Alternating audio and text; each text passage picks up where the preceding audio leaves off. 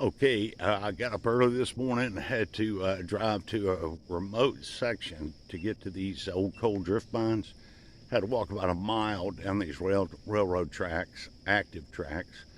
And what we're going to be doing is heading through this underbrush, and we're going to be looking for a branch line that back in the 1890s split off of this line right here. And it went down to a lot of coal mining sites. So see if we can get through this thick underbrush, and we're going to try to get to some of these coal mine sites this morning.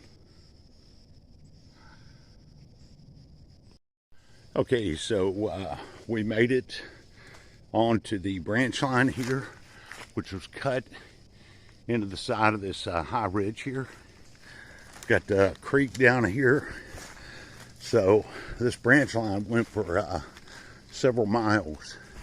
So we're going to be on the lookout for some not only coal drift mine sites, but any structural remains, but also air shafts.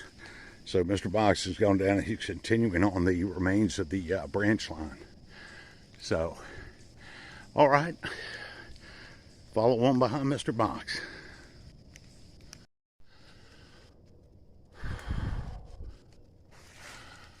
Okay, just the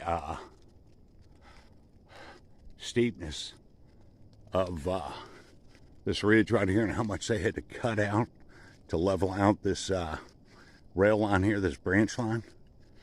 It's pretty incredible. Somewhere up right in this area, going all the way underneath this ridge, is the coal seam, which should be about 3 to 5 feet. So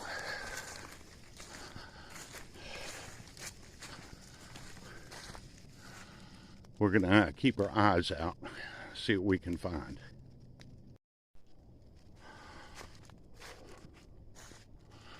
That's impressive right there.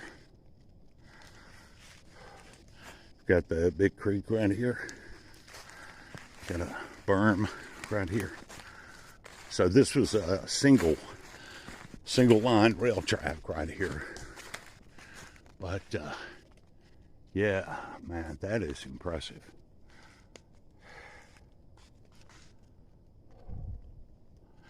All right, we'll continue on.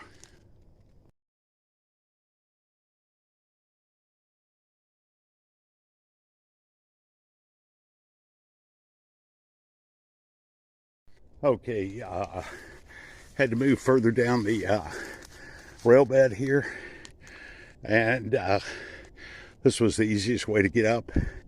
That's looking way down there. You got the creek. So we're heading back along this way to hopefully locate one of the air shafts to this series of drift mines up here. So Mr. Box is going on ahead and see what we find.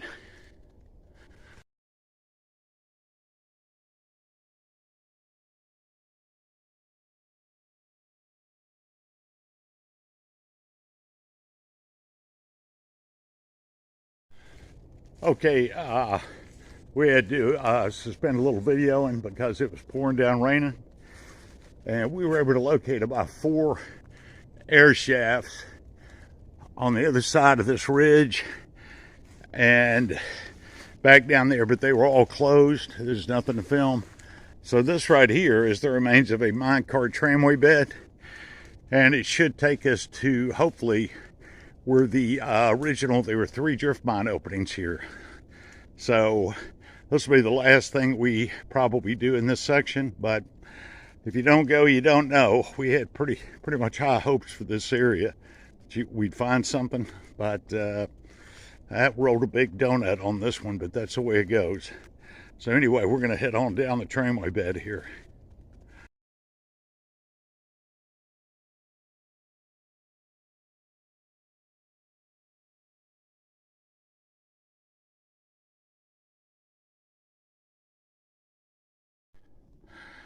Okay, we've come from a long way on that direction around the other side of the ridge, and we're back on the branch line here of the rail bed, And right up here, you can actually see the coal seam right here.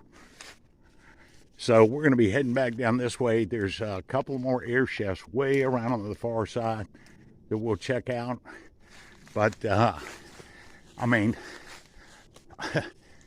who knows how long it took them to cut through this. But when they were cutting through, I mean, I'm sure they got the coal because they had to cut right through it. It's maybe about a 2.5 foot thick coal seam, maybe 3 foot. So anyway, we're going to be heading down here, and hopefully we'll be able to find a couple more air shafts. Okay, came around on the far side of the ridge, and we're able to locate at least one of the air shafts right here. I mean, it looks like a drift mine, but it's indicated an air shaft. So, have no idea, but we're going to go up here and check it out. Okay, well, the air shaft / drift mine would have been right there. Mr. Box went up there and chased, completely collapsed. So there's one more that we're going to check out before we just call it a day. And, you know, for this section that we've never explored. So, hasn't really been what we thought it, but, you know, hey, still, it was raining, but it was good to get out in the woods nonetheless and find some of this stuff. So, all right. Okay, moved a little bit further on down the ridge line around the corner. Mr. Box is way back over there. And this is the last one we're going to be checking out. This was an air shaft. It looks open right there, but looks can be deceiving. So we'll just check it out, man. See what it looks like. Well, it's open, but whether or not if it goes anywhere, I have no idea. I guess we'll find out here in a little while. But anyway, well, this is about the only one. This is the only one we've seen that's open. So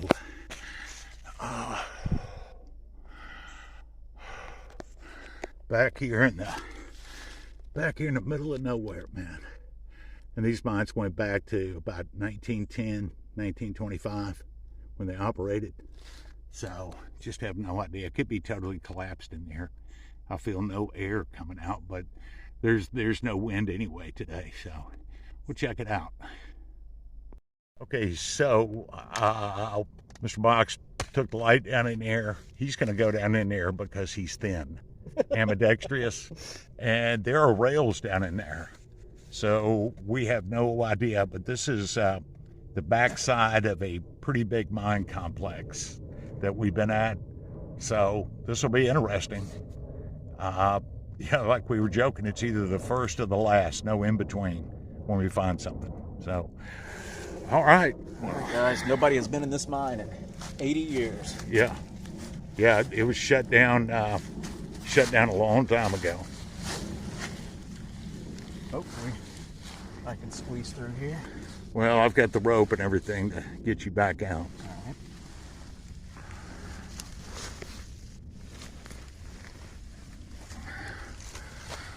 You okay? Yeah, so far so good. All right. Oh, wow. Is it good? Yeah, I'm good. How's it look? Got rails right here at the front. Give you a few, it looks like it's wide open.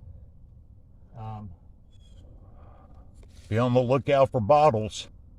Absolutely. Well, I'll tell you what, man, through all the rain and suffering and hiking, Mr. Box, You say bottles, I see one right here. it may pay off for him. So he's going to report back. I don't want to take the chance of going down in there. He is, like I said, man, he is so flexible. I've seen this man get out of smaller holes than this, so I'm going to hold back and let him video and do what he does best. You okay? Yeah, so far so good. Oh wow. You good? Yeah, I'm good.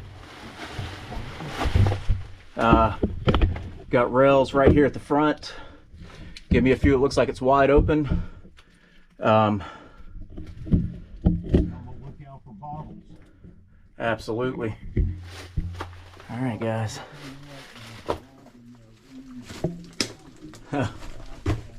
You say bottles? I see one right here.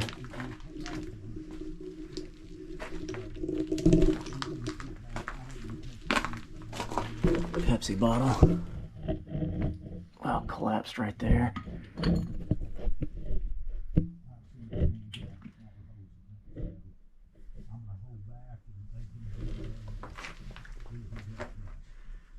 Got the rails in place right there. Not sure. It looks like it could potentially be totally collapsed up there. Yes, sir. Yeah, it's looking about 3 feet currently.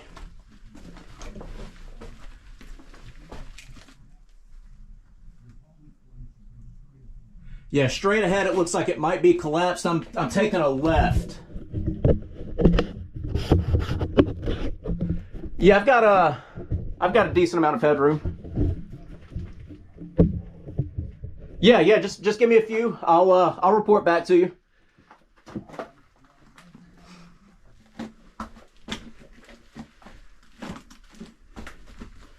right, look at some of these workings. They were tunneling in right here.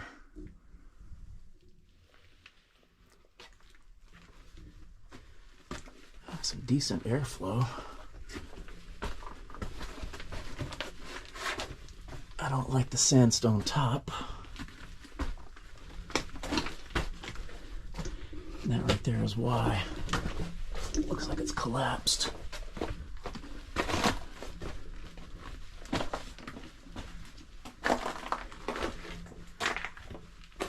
I'm not going to go under that.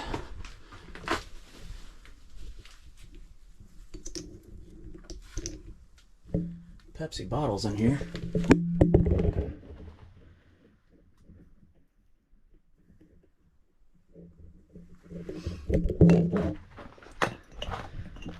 Got a mule shoe right here.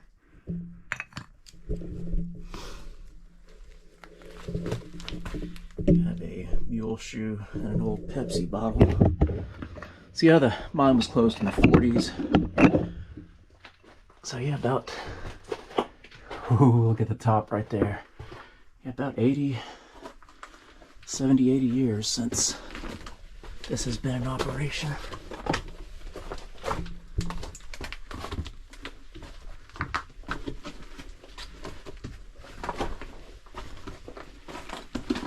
Alright, so the left is collapsed.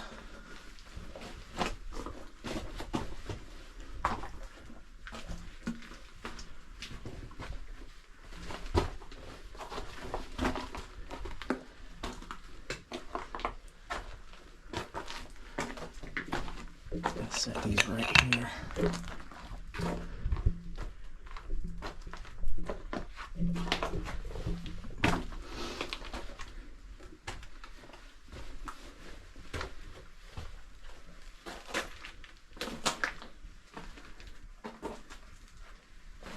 See, it's gobbed up right here.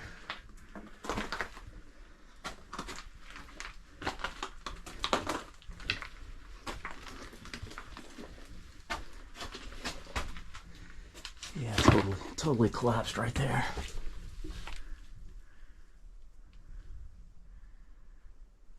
Well, unfortunately, you can't go that far. But outstanding none to see nonetheless. All right, let me try to get out of here.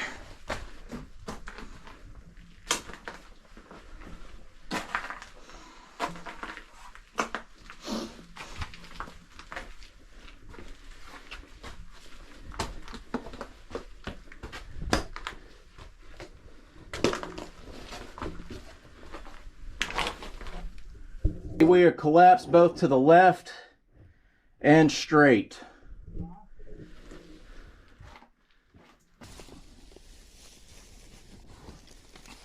All right. All right. I said, man, if anybody can get out of a tight hole, man, it's Mr. Box. Still cool nonetheless. There's a couple of those bottles right there. Too bad they're broken.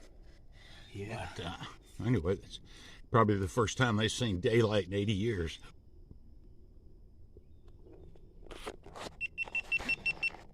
All right, well, he got out and he said it was neat. Couldn't go too far, but hey, nonetheless, able to, after all the sites we were checking, it happens just like always, it's either the first or the last. So, a couple of 1940s Pepsi bottles. And so we're going to go ahead and get on up out of here. And we got about 1.5 miles to walk back to the vehicle. So anyway, good trip. Just kind of sucked that it rained, but that's just the way it is.